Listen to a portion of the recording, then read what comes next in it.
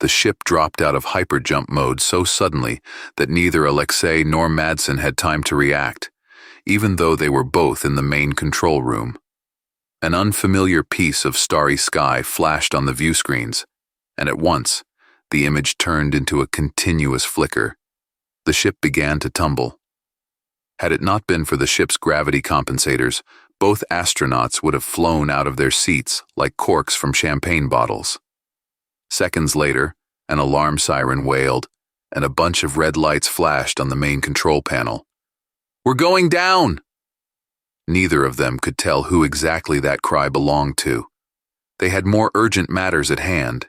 They had to stabilize the ship, and since the main engines had failed, land the ship on the auxiliary thrusters. The view screens went out, but Alexei didn't care about them anyway. Meanwhile, Madsen was trying to restart the central computer, which had shut down. Without the full power of the processor core, it was just a vast calculator, so Alexei was forced to use the ancient altimeter, gravity locator, and a few other instruments to level the ship. The readings danced wildly, but Alexei assessed the situation with the experienced pilot's sixth sense. It turned out they were speeding above the mountainous surface with high peaks, ridges, and deep valleys. It was very dangerous to land in such a place blindly, without the help of the ship's computer mainframe, but he had no choice. The equipment that remained in working condition could fail at any moment. Suddenly, as luck would have it, the visualization of the gravitational scanner readings came alive. Alexei steered the ship into a narrow, long valley, highlighted on the screen with ghostly green dotted lines. He barely had time to yell, "Hold on!" to Madsen before the ship's external gravity cushion came into contact with the hilly valley floor. The ship bounced among the rocks and cliffs like a flat stone floating on the water until it finally stopped, losing all inertia. Alexei sat there for a few seconds, gripping the controls, then wiped the sweat from his face and looked at Madsen. "Looks like we're still alive," he said.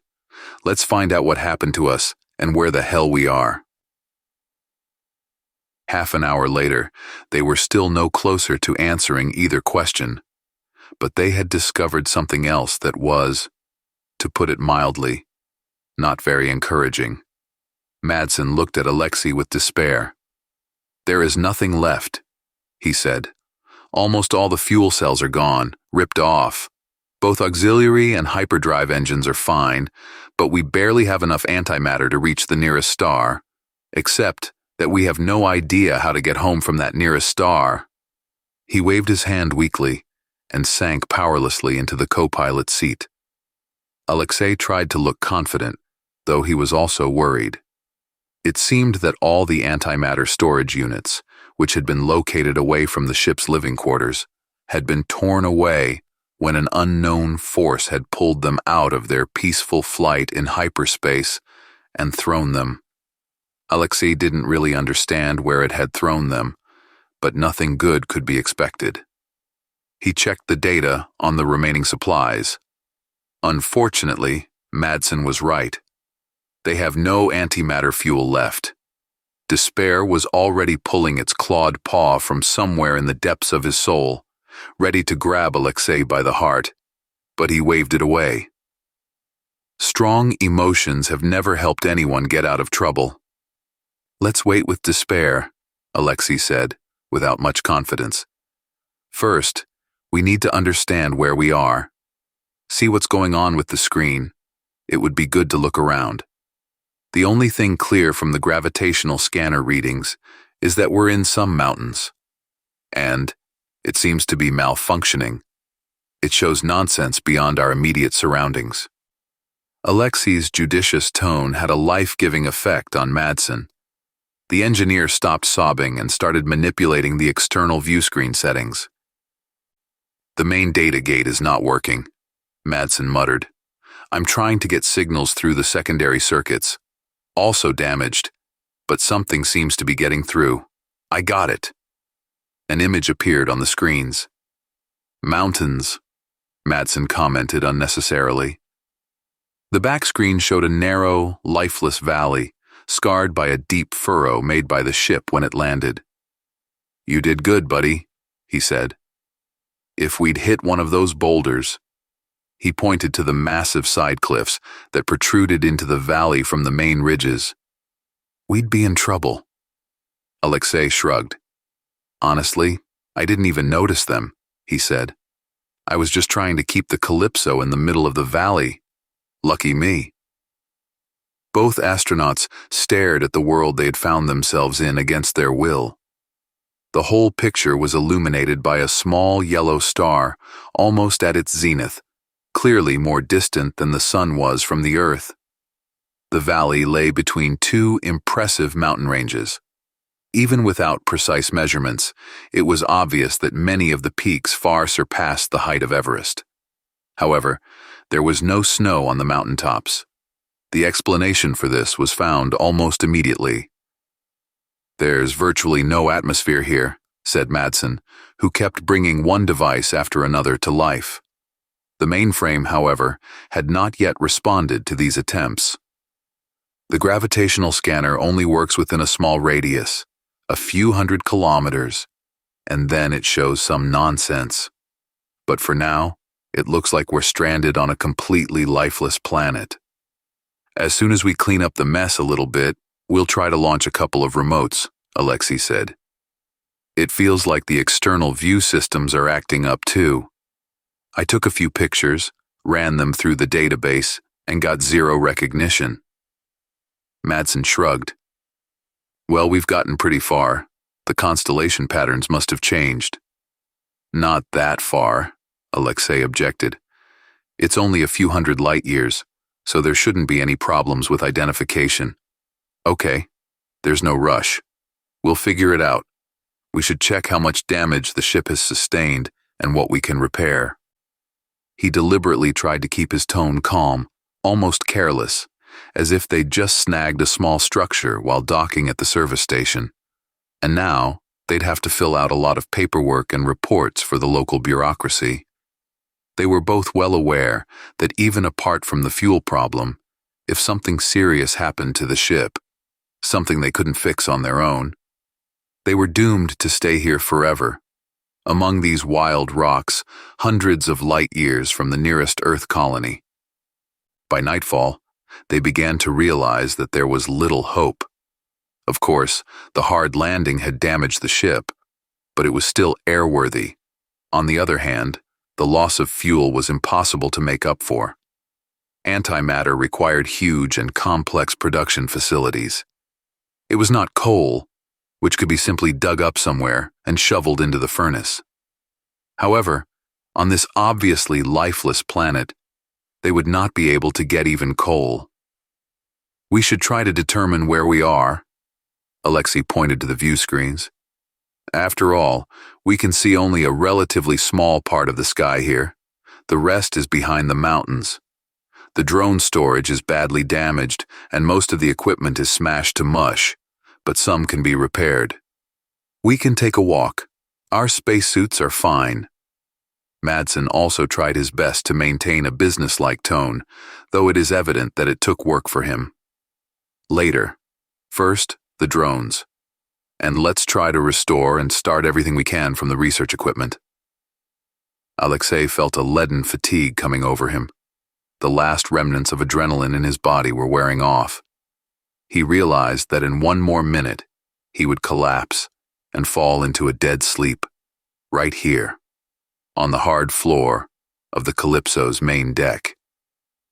But first, we must get some rest. We'll start fresh tomorrow morning.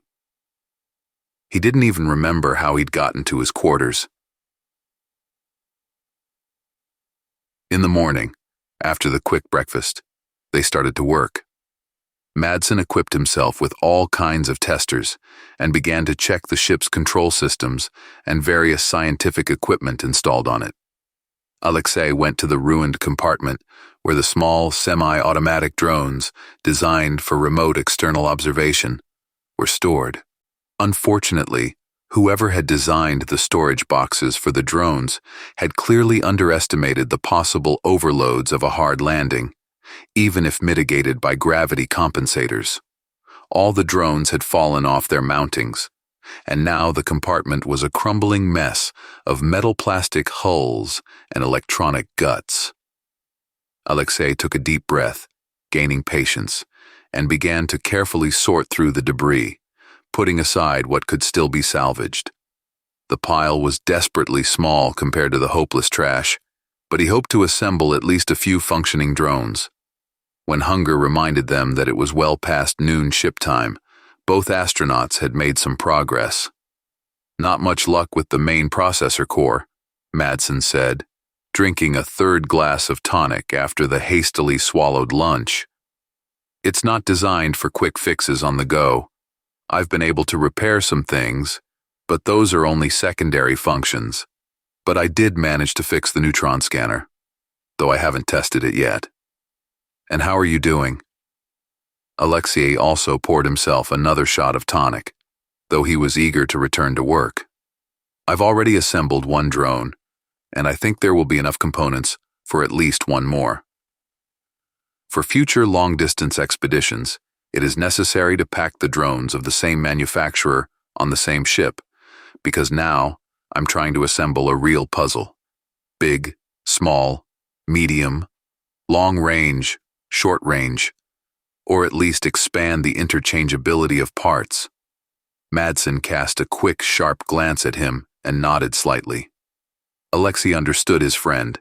He silently approved the proposed conversation style, which implied they would return. When logic says that there is no hope, one must at least keep up the appearance of hope. Otherwise, one can go crazy.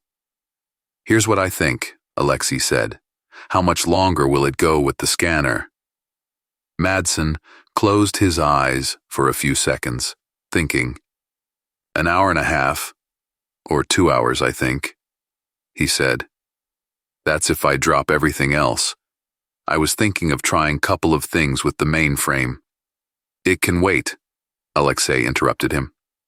"Let's finish repairing the scanner, then we'll have time to run it through our surroundings today. Meanwhile, I'll finish the second drone. By the end of the day, we'll analyze the results to see if there's anything useful. Tomorrow morning, we'll release the drones, and then we'll decide what to do next. You think that's going to help?" "It has to," Alexei said firmly. He put the empty glass on the table and stood up. "Let's get to work." 3 hours later, they were looking at the scanner screen with bewilderment. "What range did you set it on?" Alexei asked. Madsen scratched the back of his head. 2,000 kilometers. It's regular settings for the first test, but I can't get more anyway. But this," he pointed at the screen, "is weird. I thought it was working. I completed a full test before the start, and it worked perfectly. According to the scanner readings, they were not on a planet, but on the—" Alexei could not find words for the image on the neutron scanner screen. A gigantic oblong structure, about 1,000 kilometers thick, stretched in 2 directions beyond Madsen's scanner coverage. Of course, the scanner didn't show fine details at this scale, but, as far as could be seen, the entire upper part of the structure was a solid rock mass, which gradually disappeared at the edges. Yet, the most surprising thing was not even that. According to the scanner readings, deep below, at several hundred kilometers, there was another structure, almost impenetrable even to the scanner's radiation. It was absolutely flat and went beyond the device's capabilities. "What the hell is this?" Madsen asked, confused. "I've never seen anything like that, and have no idea what it could be." "Maybe the scaling unit is malfunctioning?" Alexei suggested. "Nope. I checked it several times, but I don't understand. Where the hell are we?" Alexei didn't answer, looking at the image on the screen. His logical mind was always ready to offer a hypothesis on any new problem, but now it was dead silent. Suddenly, his gaze caught something on the screen. "Listen," Can you reduce the radius to about 600 kilometers and increase the detail? There is something here. Alexei pointed at a small light spot in the left part of the screen. I'll try. Madsen leaned over the device's control panel. I haven't worked on the fine-tuning unit yet, but it doesn't seem to be particularly damaged. Okay. There. I can't do any better, but... He stared at the screen. It can't be. What is it? I don't want to get your hopes up, Alexei said, but this may be our chance to get away from this strange piece of rock after all. On the screen, a large area just a few kilometers from the ship pulsed with a bright green light, indicating a high saturation of energy-intensive materials. A deposit of transuranic elements. Judging by the saturation of the color, perhaps even the tau element, a strange, stable superactinoid with an atomic number of 192, one of humanity's primary energy sources used to produce antimatter. For the first time since the crash, something resembling hope flashed in Madsen's gaze. I don't know, Alexei shook his head, but we have to find out. So let's go and get the spacesuits ready. Gravity on the object's surface, they did not dare to call it a planet, was strange. The ship's compensators provided standard Earth gravity, so the astronauts were prepared to feel differently outside of it. And so it was. The gravity was a little less than Earth's, which gave a sense of lightness, but they both had the feeling that it seemed to fluctuate slightly from time to time. However, these fluctuations were insignificant, and with some strain of imagination, they could be written off as subjective impressions of fatigue. Alexei launched the drones, which were of little use. The first one couldn't rise higher than 100 meters and only gave overview shots of the immediate surroundings around the ship, a wild, primordial valley among titanic mountain peaks and steep cliffs kilometers high. The terrain was more passable at the bottom of the valley, although there were rock masses up to hundreds of meters high. Then, the drone's battery suddenly failed, and it crashed down without warning. Alexei didn't even go after the wreckage. -1, he noted with annoyance. I hope the second one will last longer. It did, but even the second drone couldn't get above the mountain ranges on both sides of the valley, and in general, it didn't report anything fundamentally new to the astronauts. Alexei brought it back up and looked at Madsen. From an altitude, the area the scanner picked up is no different from the surrounding area, he said. But we need to check it out. I suggest we take the skimmer.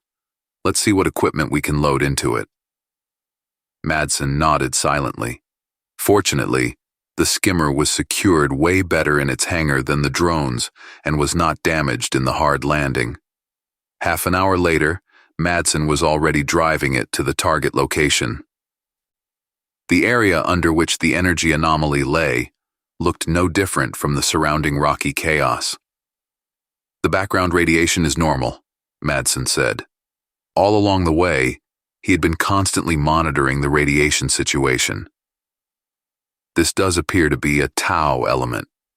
If it was a natural reactor, like that ancient one in South Africa, and such a big one, all the sensors would be going off already. Or it could be something we have no idea about, Alexei said. But we'll stick to old man Occam's rules for now and bet it's a tau element. Let's unload our stuff. We must find out how deep the deposit is and whether we can reach it with our modest means.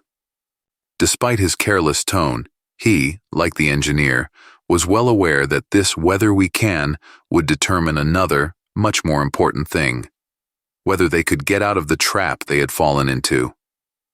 The Calypso had the standard set of exploration equipment for a general research expedition: special narrow-directional scanners, seismic probes, and laser drills. After finding a relatively level area, Alexei and Madsen started unloading, assembling, and installing everything that would give them the answer to the main question: what is down there? Gradually, as they took more measurements, it became clear they had a chance. The energy anomaly was indeed an unusually rich deposit of the tau element at a relatively shallow depth. Even the geologic equipment available on the Calypso could reach it, even though it was designed for quick field studies rather than industrial mining. Of course, they would have to work hard and even cannibalize some of the ship's core equipment, but that was nothing compared to the chance of salvation. Over the next 2 days, they carefully measured the surrounding area and found the most convenient place to start drilling. There were about 300 meters of rock before the deposits of the tau element, but the thickness of the layer to be penetrated was not the only important factor. Others included the density of the rock and the terrain on the surface. With the few resources that Alexei and Madsen had at their disposal, they could not waste time and effort clearing a large area of rock debris. However, they did clear the road to the ship a bit to shorten the travel time between Calypso and the work camp. Now, the trip took about 7 or 8 minutes, so they decided not to put a temporary dome in the camp, but to live on the ship. In any case, the conditions for rest there were much better than in the temporary dome. And they were so tired that they barely had enough strength in the evening to cram a heavy dinner into themselves and sprawl out in their cabins. But still, on the last night, after finishing preparations to drill the first working pits and lifting the first batch of the tau element, they allowed themselves to throw a small party and congratulate each other. "How long do you think it will take to get the right amount?" Alexei asked. "We have enough supplies on the ship for about 2 months, taking into account the time for the return trip, but frankly speaking, I wouldn't want to sit here for that long." He was quiet for a moment. "It's funny and sad." "What?" Madsen set his glass on the table and looked at the pilot with interest. "Something out of the ordinary, almost impossible, has happened to us. We ended up in an even more impossible place, so much so that we couldn't even believe our observations. But instead of exploring, we're busy figuring out how to get the hell out of here. Have you tried probing the object with the neutron scanner again?" Madsen shook his head. "Honestly, I haven't even thought about it. So much work in the camp. But you're right about this, I guess. It's probably just the effect of the quick change from despair to hope of getting out of here. But look, there's no stopping us from returning here, wherever that here is, and whatever it is. In the meantime, this place gives me the creeps.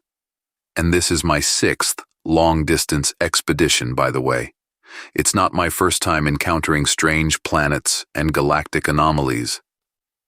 And I'm not new to space either." Alexei nodded. "But I agree with you completely. I don't want to stay here a second longer than possible. And yet it amazes me how little attention we pay to what surrounds us now. It even seemed to me today that the pattern of the mountain ranges had changed noticeably since the day we landed. Can you imagine? It's only been a few days, and my memory already makes such stupid jokes." Madsen looked at his friend carefully. "It's strange," he said slowly. "I had the same thought today, and I wanted to check the pictures we took at the beginning, but they were all from such an angle that I couldn't say anything definite." There was a tense pause, and then Alexei laughed. "Buddy, it's definitely time for bed," he said. "When the mountains begin to move from fatigue, it is a sure sign that it is time to rest properly. Well, it won't be long now, hopefully." They were attacked on the 3rd day of extracting the element. They had developed the process literally from scratch. First, they drilled a hole straight into a layer of rock saturated with the tau element. A vibrating drill head crushed the rock into fine sand, almost powder, and, with the help of a directed gravitational field, sent this powder upwards into a special receiving device. From there, the powder went to another homemade unit, a primitive enricher, which also packed the tau element into cells suitable for loading into the main reactor. The productivity of all this was meager, and any mining engineer would have laughed heartily at this toy mine. But it fulfilled the main role. It allowed to extract the fuel necessary for returning home. Everything else was unimportant. Alexei had just loaded another batch of cells into the skimmer and was about to leave for Calypso when a weighty stone about the size of a grown man's fist flew past his head and crashed with force into the side of skimmer. "That's not funny," he shouted into the communicator, turning toward Madsen, who was now standing at the control panel of their makeshift mining machinery. But his anger vanished when Alexei saw that Madsen had ducked and hid behind the cover of the enrichment machine, as pieces of stone of various sizes were drumming on the metal plate. "What the hell?" Alexei didn't finish. "There they are," he heard the engineer shout. Alexei looked in the direction Madsen was pointing with his hand, trying not to stick out too much. What he saw there was truly shocking. There was practically no atmosphere on the object, only a very thin mixture of several noble gases. So the astronauts naturally assumed that there was no life there. In the days after the crash, they had found nothing to shake that confidence. And now, a whole crowd of confidence shakers was rushing toward the camp at full speed. Alexei hit the button to activate the protective field at the very last moment when the front ranks were about to rush into the carefully cleared area. They were lucky. When the rainbow iridescent bubble closed over the camp, none of the creatures remained inside, and no one was cut in half. The power of the skimmer's generator was enough to cover all the equipment, even by a small margin. A few rocks struck the protective dome, bouncing back and causing bright circles to rapidly spread across the field surface. The attackers were smart enough not to run headlong into the unexpected obstacle. Now that it was safe to do so, Alexei and Madsen could get a closer look at them.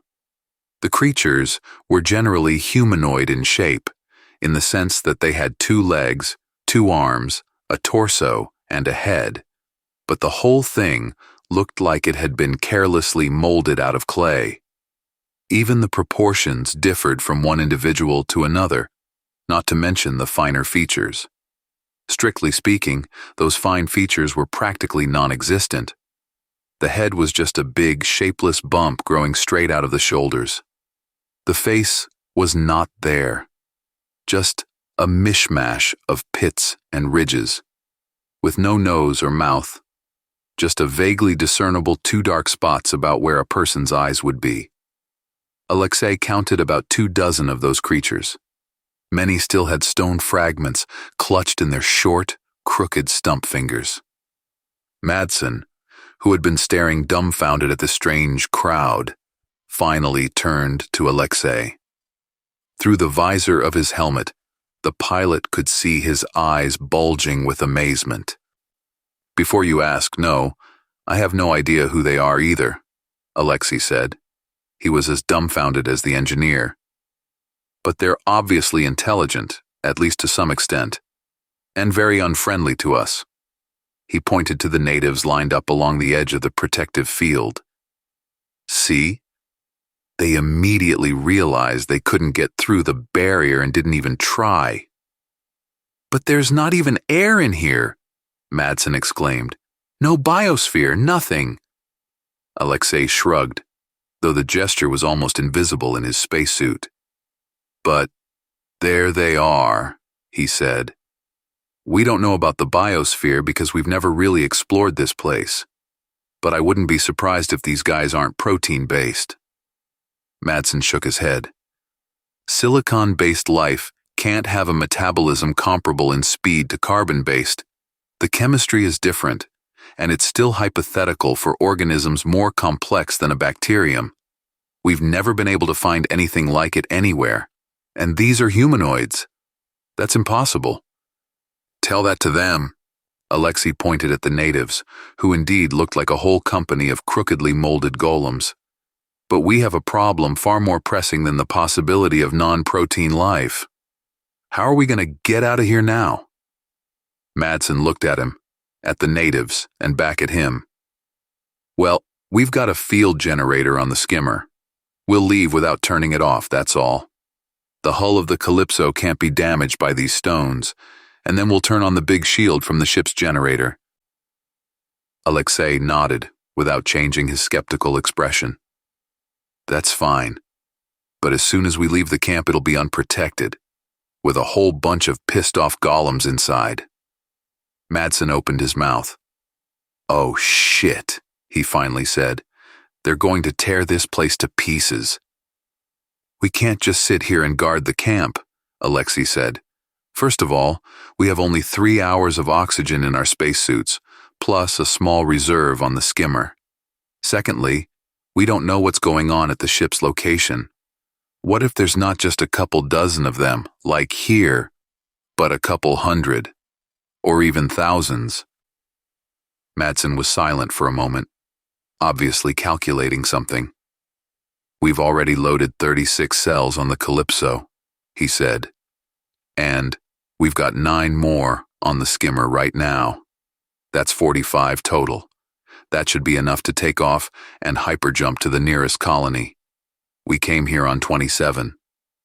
That's antimatter, Alexei objected, and all we have in our cells now is some poorly enriched tau element. But you're right, especially since we have no other options. Look, is it just me, or does this feel like an earthquake to you? Indeed, the rocky surface beneath their feet began to shake perceptibly. It wasn't a sharp jolt, but rather, it was like the deck of a large ship rocking on the ocean waves. Alexei looked at the golems, and it seemed to him that they, too, were clearly swaying to the beat of these vibrations. There was no time to waste. Madsen jumped on the skimmer's open platform, they removed the blister to make it easier to load the cells, and Alexei drove the vehicle from the place, reducing the radius of the protective field so as not to bounce off every piece of rock on the way back. It took them a couple minutes to reach the Calypso, and they were relieved to see no golems around the ship. Alexei didn't feel much like opening the entrance to the skimmer's hangar in the presence of those nice guys. They rushed right into the camp, Madsen said as they drove inside, threw themselves right on the rig and tore it to pieces, and then they tore up the rest of the equipment. Maybe we camped on some sacred land of their tribe, Alexei said. He was being ironic, but in their situation, no guess could be too crazy. Madsen only waved his hand. A minute later, they were in the control room and began to quickly prepare the ship for takeoff. Alexei praised himself for his foresight. Every day, he not only took the energy cells to the ship, but also loaded them into the surviving reserve storage so that they would be fully ready for use at any moment.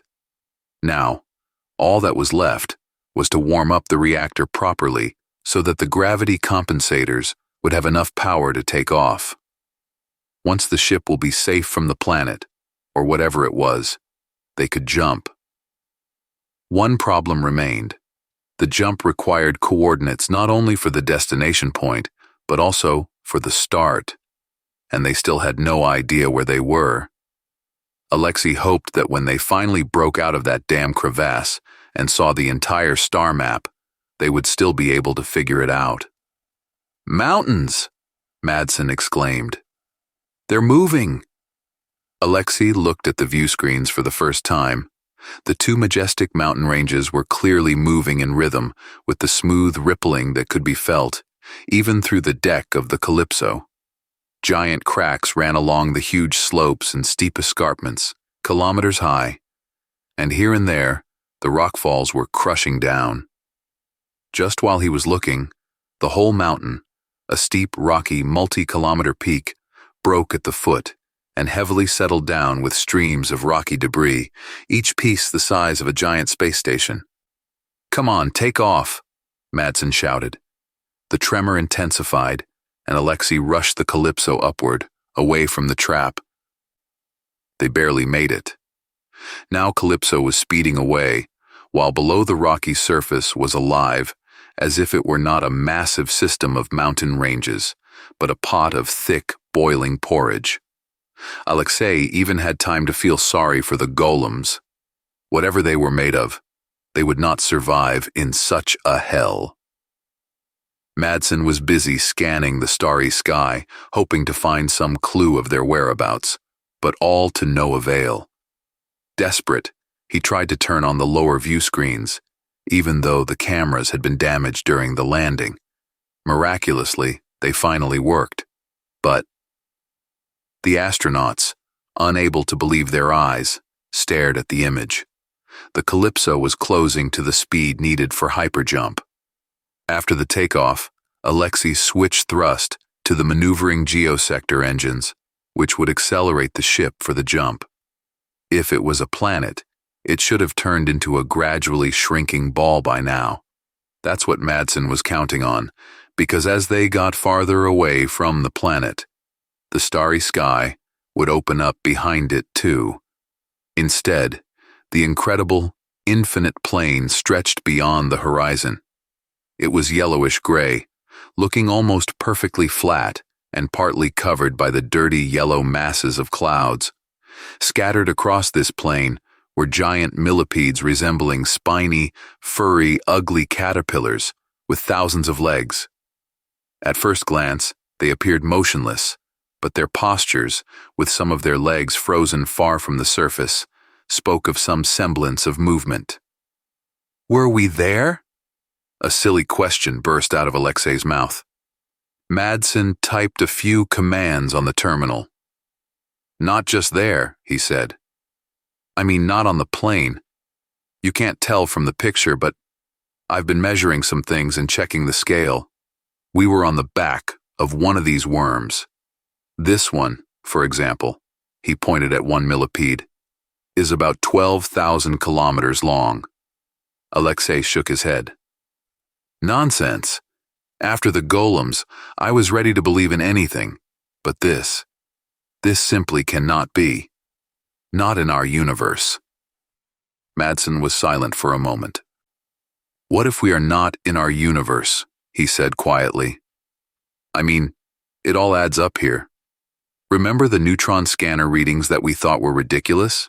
But they gave us accurate real dimensions of the millipede on the back of which we landed.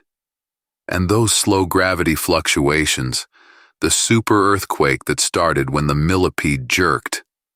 Did you notice the sun never set over the valley on the millipede's back?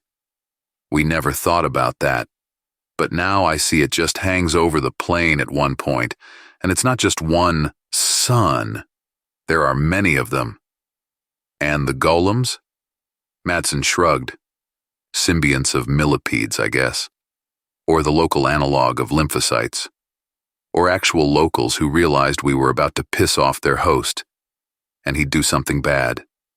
We basically drilled a hole in his skin like mosquitoes, so the worm started wriggling. But how can all this stuff exist? I don't know. Madsen stared at the screens again. I'm much more concerned with something else. How we'll get out of here. If some quirk of hyperspace threw us into another universe, there's no way we can get back in on our own.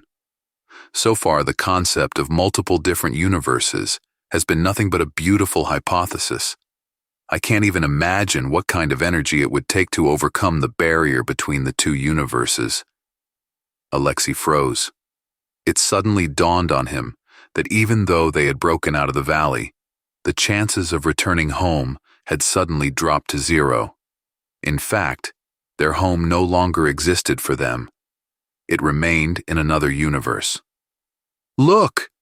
Madsen exclaimed suddenly, pointing to the forward screens. Far ahead of the ship, an area of absolute darkness appeared. It grew bigger, turning first into a circle, from which two long black tentacles shot out in two opposite directions. This black crack in the sky grew, the tentacles lengthened, and the crack itself grew thicker until finally it burst, its edges diverging faster and faster in different directions. It's the galaxy! Our home galaxy! Alexei was an experienced enough pilot to recognize at a glance the region of the galaxy they had been heading for when an unknown force had thrown them into this incredible world. "Jump calculations! Hurry!" Madsen was already frantically drumming on the keys. Without a fully functioning mainframe, it was also possible to calculate the jump parameters, but it would take much longer. Come on,"